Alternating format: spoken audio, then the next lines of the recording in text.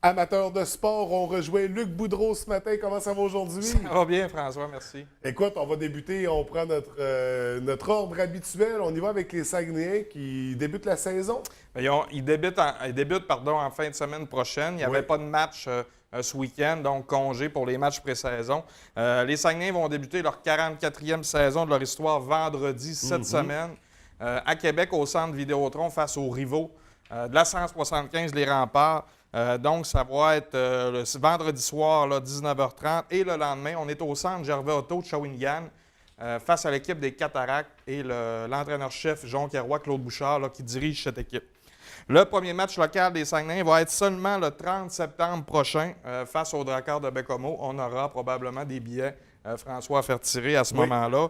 Également, les SAG ont seulement un joueur régional dans leur équipe cette année. Il s'agit du joueur de Mastoyache, Louis-Philippe Simard. Donc, les Saguenayens débutent déjà ce vendredi leur saison. Donc, on attend ça impatiemment. Oui. Du côté des Marquis, c'est pas débuté encore. Je crois qu'on est encore dans le camp d'entraînement. Ben oui, le camp d'entraînement qui se poursuit pour les Marquis. Là, seulement 26 joueurs au camp, dont 7 régionaux, soit Alexandre Gilbert, Christian Ouellette, Jérémy Vigneault-Bélanger, Jean-Michel Bolduc, Jean-Simon Allard, Louis Tremblay et Simon Tremblay, qui font partie du camp d'entraînement. Ce qu'ils vont faire l'équipe, on va le voir là, plus tard, en fait, cette semaine.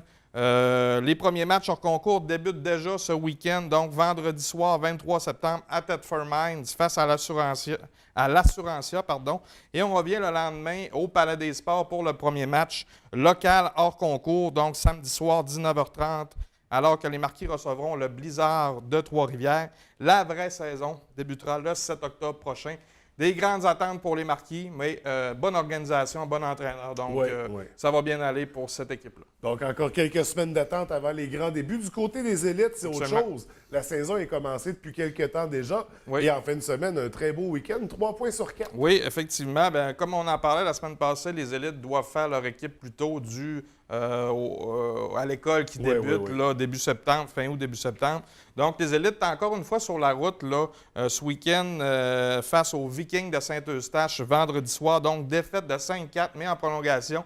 On a réussi à aller chercher un point pour la troupe de Steve Thériault. Donc, Vincent Mignot, Raphaël Kenny, Vincent Cloutier et Gabriel Montreuil ont compté pour les élites. Le lendemain, face aux Grenadiers de Châteauguay, victoire de 7-3, donc victoire convaincante de 7-3. Marc-Olivier Tremblay avec un tour du chapeau. Carl-Olivier Dignard avec 2 buts. Marc-Antoine Gagné et Olivier Charret ont compté pour les élites. Les élites, là, petite note en terminant, première position à égalité dans la division coop avec, je crois, c'est le Blizzard du séminaire Saint-François. Et on retourne encore une fois sur la route pour le dernier match de cette séquence, vendredi soir à Trois-Rivières face aux Estacades et le match d'ouverture des élites dimanche après-midi, 14h, face au Blizzard du séminaire Saint-François. OK. Donc, à surveiller, match d'ouverture. Match d'ouverture qui arrive quand même tardivement. Oui, bien, on a joué, les élites ont joué, je pense, 5 ou 6 matchs sur la route. Là, donc, quand même un gros début de saison et un bon début, puisqu'on sait que c'est pas évident là, de débuter là, sur la route là, une saison comme ça. Oui. Et là, on me dit qu'il y avait un petit extrait vidéo. Malheureusement, on n'a pas pu le présenter. On y va du côté des Janois qui connaissent un début de saison également. Oui, bien cette année, on va parler des Janois parce qu'on a plusieurs régionaux. Donc, les Janois du Collège d'Alma. Donc, c'était le match d'ouverture de la saison régulière des Janois. La semaine passée, en fin de semaine, en fait, ils se mesuraient au lauréat du Cégep de Saint-Hyacinthe. Donc, défaite de 7-2 des Janois. Émile Fortin était le seul marqueur des Janois. Les prochains matchs, c'est ce week-end, samedi 24 septembre, 14h. Les Janois reçoivent le Cougar ou les Cougars du Collège Champlain de Lennoxville. Et le lendemain, encore une fois, un match local, donc 25 septembre, à 13h par contre, face au Boomerang du Collège André Laurando. Et ça se passe tout au centre Mario Tremblay d'Alma. C'est du très beau hockey d'ailleurs. Donc, une belle organisation qui allie sport et études en fait ensemble. Absolument. Donc, c'est génial pour ces jeunes-là qui veulent continuer à faire du hockey là, de compétition. Donc, on est vraiment dans les débuts de saison du hockey. Ça commence là. Oui. Qu'est-ce qu'on a à surveiller prochainement, là, du côté de la baie en particulier? Bien, la baie, je vous dirais que c'est tranquille un petit peu, mais on va parler là, du hockey mineur de la baie. Là, au niveau des sports étudiants, c'est tranquille un petit peu. Je pense que ça s'en vient tranquillement. Donc, juste une petite mention, un communiqué du hockey mineur de la baie qui recherche un entraîneur au niveau du midget B. Donc, pour information, vous pouvez communiquer avec le gouverneur de la catégorie, soit M. Yves Perron, au 818-9202.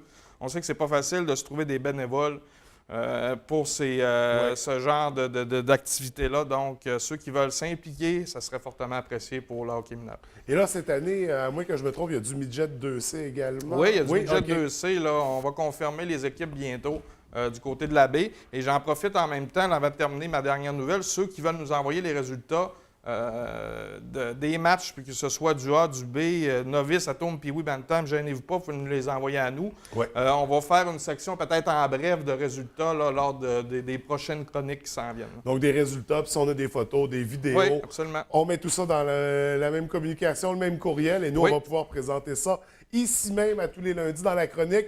Également dans l'émission Fan de sport, est-ce qu'on a une bonne nouvelle, Luc? Oui, on débute ça la semaine prochaine. Je ne sais pas la journée, mardi ou mercredi encore. Mercredi. Mercredi, tu vas me dire l'heure, François?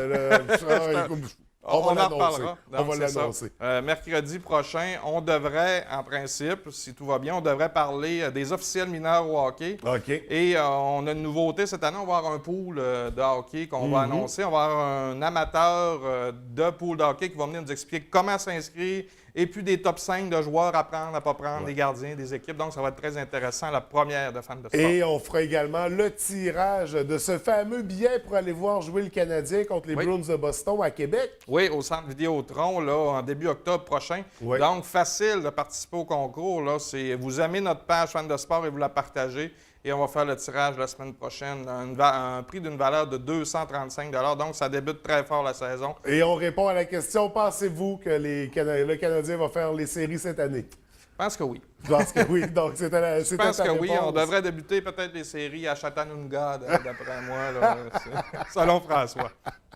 Luc, c'était tout ce qu'on avait à présenter ce matin. Je te remercie. On se retrouve lundi prochain pour la suite. Absolument. Salut, Merci. François. Bonne journée.